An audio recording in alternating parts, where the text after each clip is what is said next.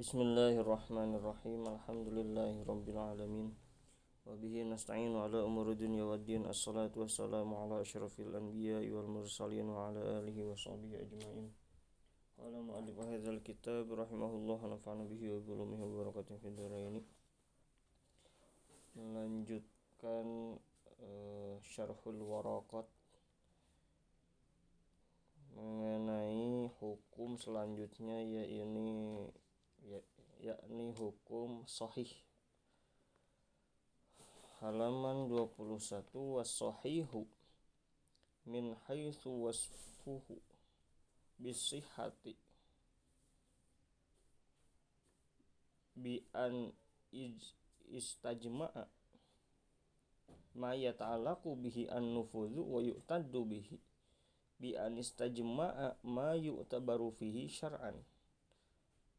Sah ditinjau, dilihat dari segi atau ditinjau dari bahwa sesuatu itu disifati sah adalah perkara yata'allaqu bihi an-nufudhu yang berkaitan pada hal tersebut an-nufudhu nufudh wa yu'taddu dan juga dijadikan i'tidad bihi terhadap perkara tadi.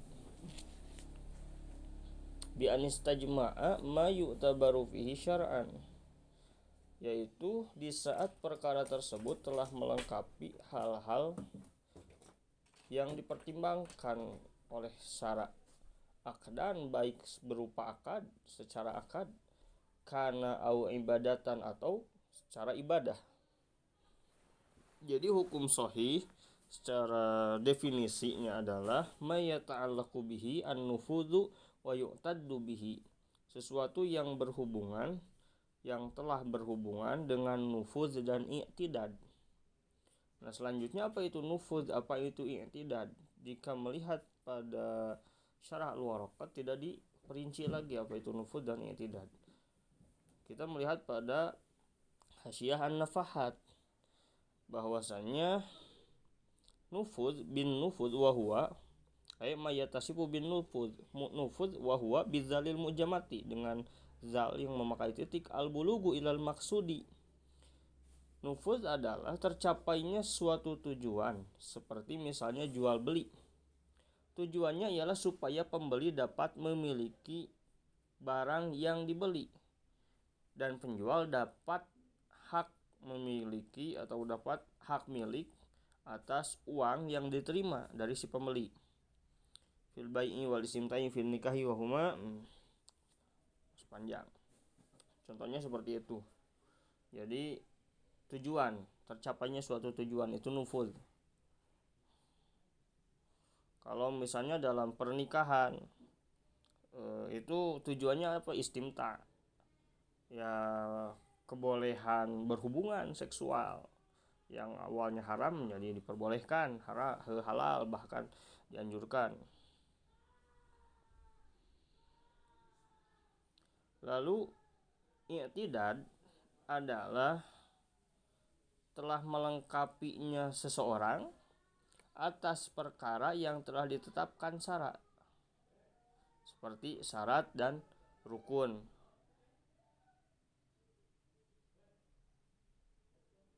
Seperti ya syarat dan rukun dalam jual beli tadi, atau syarat dan rukun pada pernikahan. Nah, dari pengertian tersebut, ketika ibadah dinyatakan sah,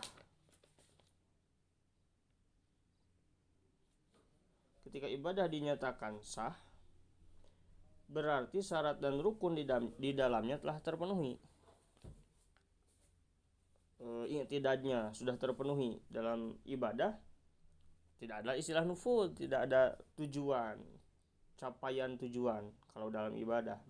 Dan ketika jual beli dinyatakan sah, kalau jual beli, nah itu dinyatakan sah bila sudah ada nufudz, maka berkaitan dengan dua hal, nufudz dan juga i'tidad. Nufudz itu berarti si pembeli boleh menggunakan barang yang sudah dibeli, si penjual memiliki hak penuh atas uang yang diterima dari hasil transaksi dengan pembeli. Nah, begitu. Itu nufudznya. Sedangkan i'tidadnya dalam jual beli, dalam bai, i'tidadnya ialah pengertian si pembeli dan penjual telah melaksanakan rukun dan syarat yang terdapat dalam jual beli. Syarat-syarat yang sudah ada dalam jual beli dan rukun-rukunnya sudah terpenuhi, itu i'tidadnya. Jadi sah jual belinya bila nufuznya tadi terpenuhi, i'tidadnya nufuznya sukses, nufuznya terasa, i'tidadnya terpenuhi.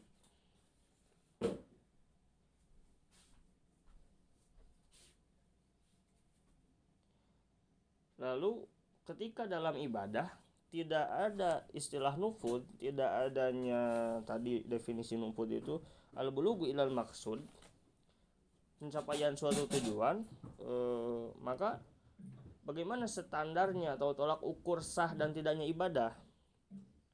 Dalam ibadah sebagaimana dalam literatur fikih, dalam kitab-kitab fikih, bahwa ibadah itu ada dua aspek. Dalam ibadah dua aspek.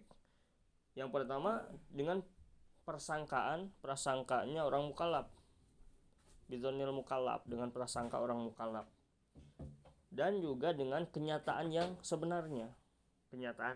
Contohnya seseorang melaksanakan sholat duhur, pertama ia harus berprasangka kuat bahwa memang waktunya sudah masuk pada sholat waktu duhur, dan secara kenyataan pun memang harus sudah masuk waktu duhur. Tidak cukup hanya salah satu. Prasangkanya sudah masuk waktu duhur, tapi kenyataannya belum masuk waktu duhur. Atau kenyataannya sudah masuk waktu duhur, tapi prasangkanya belum masuk waktu duhur dan dia melaksanakan sholat duhur, maka tidak sah. Sah jika dia sholat duhur dan dia berprasangka sudah masuk waktu duhur dan kenyataannya pun sudah masuk waktu duhur. Itu yang menjadi tolak ukur atau standar sah dan tidaknya dalam ibadah. Dua aspek yang perlu diperhatikan. Prasangka orang yang beribadahnya, si mukallaf, dengan kenyataannya sesuai dengan apa yang diprasangkakan.